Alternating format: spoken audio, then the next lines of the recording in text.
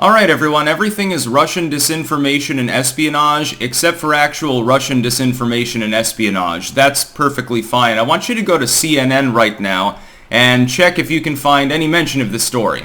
Not on the main page. You'll have to go to the politics tab and then it's down a little ways. It doesn't have a picture associated with it. It's in the smaller text, and I think that there's a reason for that. Link in the description. Archived, of course. Unfortunately, there was an actual espionage attempt that was made. Not by the Russians themselves. It involved an FBI sting operation. An individual called Jamie Lee Henry and his wife Anna Gabriella. Now, who's Jamie Lee Henry? He is the very starting point of wokeness in the U.S. military a la 2015. Individual decided he wanted to change his gender and was granted that. The military said, well, we can't discriminate, so that's okay. Before you'd get kicked out of the military if you engaged in that sort of behavior, they've decided to invert that rule. Very first individual literally setting the stage for wokeness in the U.S. military. And he attempted to take classified medical documents from Fort Bragg and pass them off to what he believed was a Russian espionage agent. So, gotta support the motherland. Basically, the idea was, I can prove that I have classified access to this shit, and then we can work further because, I've got access to other shit of a more military nature than these medical files, but I've got ready access to them. Wife's an anesthesiologist working for, I think, Johns Hopkins, actually, or something, and I can get you the good shit. I can get you medical files on most of the people in the U.S. Army. Isn't that great? One thing I was thinking, how would he not have known that this was a sting operation? Why the fuck would the Russians ask for medical documentation that's already been given to China by Facebook for years anyway? All your medical shit's out there. All your DMs have already been gone through by some Chi-Com over there in Beijing anyway, as long as you have a social media profile. All of these sites gobble this shit up and they bundle it, sell it to one another into foreign states, which should already be highly illegal, but it happens. A lot of those people are in the military. Why the fuck would they want to buy these records? And it's not exactly top secret information now, is it? But anyway, an attempt was made and tried to meet up with the friendly Russian espionage agent in an alleyway probably at 3 a.m.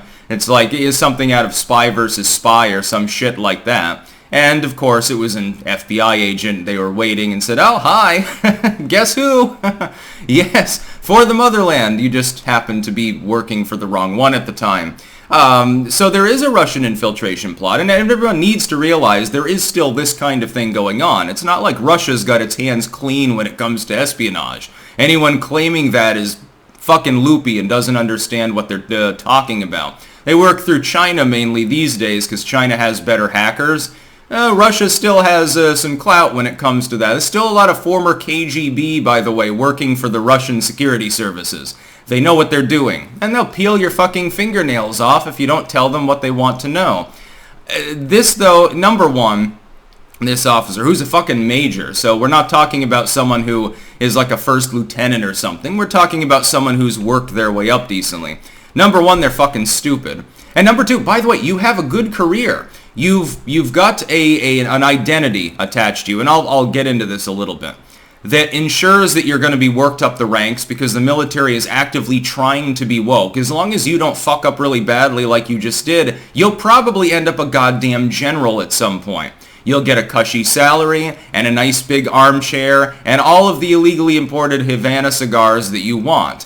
What the fuck more do you want, and why would you work against the United States that's providing you with such a lucrative lifestyle, by the way? Herein lies the problem.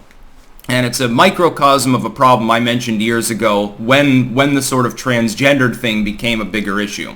I said that the problem was not people who were genuinely transgendered individuals. So they have dysmorphia or whatever you want to call it.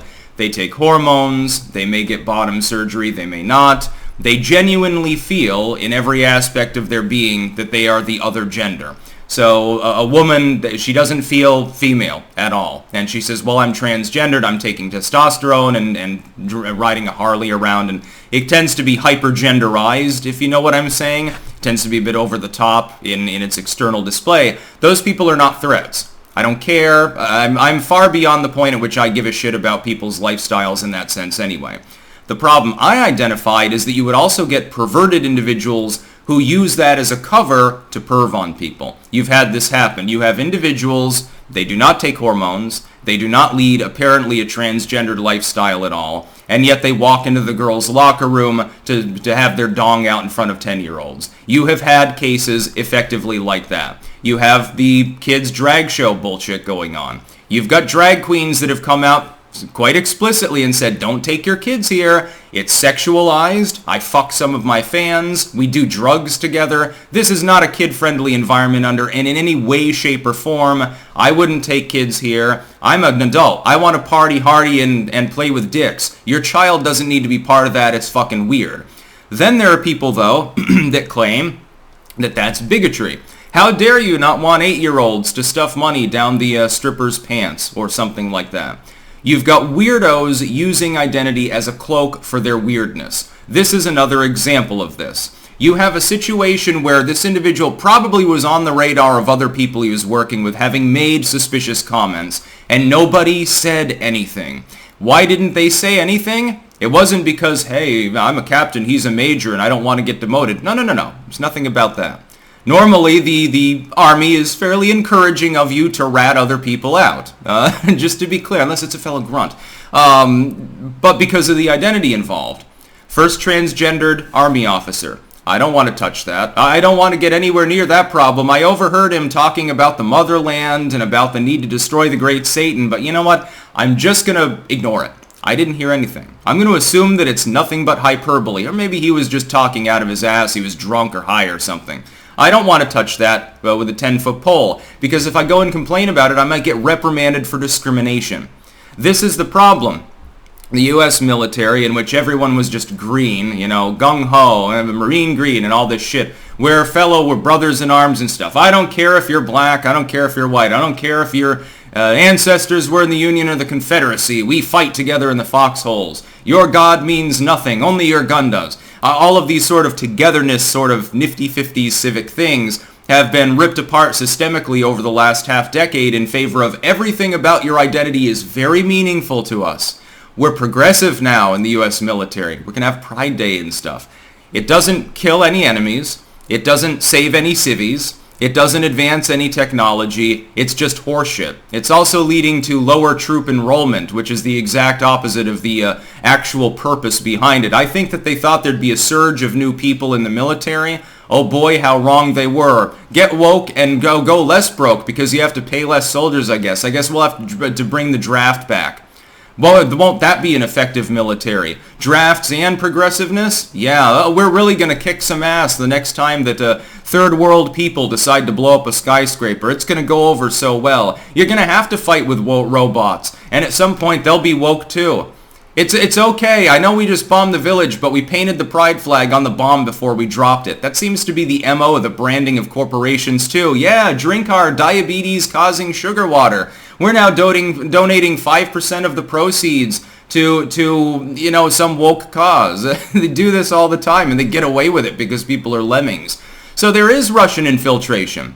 The Russians attempted to access, well, the Russians weren't, but there was an attempt by a Russian sympathizer to access classified medical data and give it to the Russians. Well, why isn't it a front page? Everything Russia seems to be in vogue and has been since about 2015.